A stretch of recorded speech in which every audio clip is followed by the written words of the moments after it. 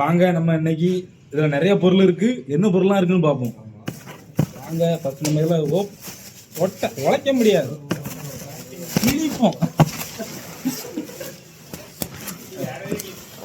கிழிச்சாச்சு. First ஒரு பெரிய பெட்டி இருக்குது. பெட்டிக்குள்ள என்ன இருக்குன்னு பார்ப்போம். ரெண்டு ஷூ இருக்குது நண்பர்களே, ரெண்டு ஷூ இருக்குது. ஷூ வந்து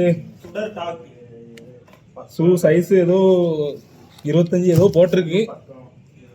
ரெண்டு ஷூ. இது வந்து நாங்கள் பாலைவனத்தில் ஒட்டகம் வைக்க போகிறோம். அதனால் எங்களுக்கு தண்ணி தாங்க எடுக்கக்கூடாதுன்ட்டு இந்த தண்ணி எப்பவுமே இதில் கூலிங்காகவே இருக்கும். அந்த இதில் பிடிச்சி வச்சுருந்தாக்கி அந்த தண்ணி கேன் ஒன்று வச்சுருக்காங்க. வேறு இது வந்து நாங்கள் ஒட்டகம் வைக்கும்போது எங்களுக்கு ரொம்ப வெயில் அடிக்கும். ஸோ இது போட்டுக்கிட்டா அந்த வெயில் கொஞ்சம் கம்மியாக இருக்கும். அதுக்காண்டி இந்த ஒரு ஹெல்மெட்டு. இது அடுத்தது ஒட்டகம் வைக்க போகும்போது நம்ம டெய்லி இந்த வெள்ளை கலர் துணி அப்படி இப்படின்னு போட்டு போக முடியாது. அதுக்குன்னு ஸ்பெஷலாக தயாரிக்கப்பட்ட ஒரு துணி தான் இந்த துணி. நல்லா ஓப்பன் பண்ணி பார்ப்போம். ஏன்னா இது வந்து திடீர்னு பாலைவனத்தில் தீ பிடிக்க மாதிரி வெயில் அடிக்கும். அதனால் இந்த சிம்பிள் வச்சு தீ பிடிக்காத அளவு நமக்கு ஒரு துணி தந்திருக்காங்க. இந்த துணியை நம்ம பத்திரமா தோலில் போட்டுக்கிடுவோம். ரெண்டு துணி தந்திருக்காங்க. டெய்லி ஒவ்வொன்றும் குளிச்சுட்டு போட்டு போகிறதுக்கு.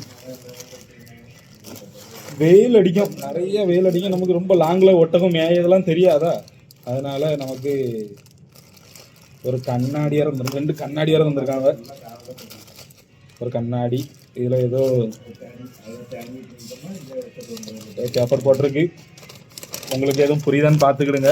எனக்கு ஒன்றும் புரியலை இந்த பேப்பரில். கண்ணாடி எப்படி அஜித்குமார் மாதிரி இருக்கானா? இருப்பேன்னு நம்புகிறேன். மறக்காம கீழே கமெண்ட் பண்ணுங்க. முக்கியமாக ஒன்று தந்தாங்க.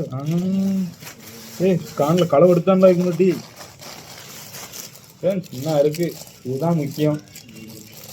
ஒட்டகம் சாணி அல்லதுக்கு கரெக்டாக இருக்கும் அந்த கவரு. அதுக்குன்னே ஸ்பெஷலாக தயாரிக்கப்பட்ட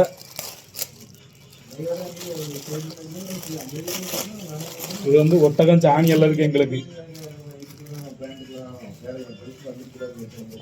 இந்த சாணி.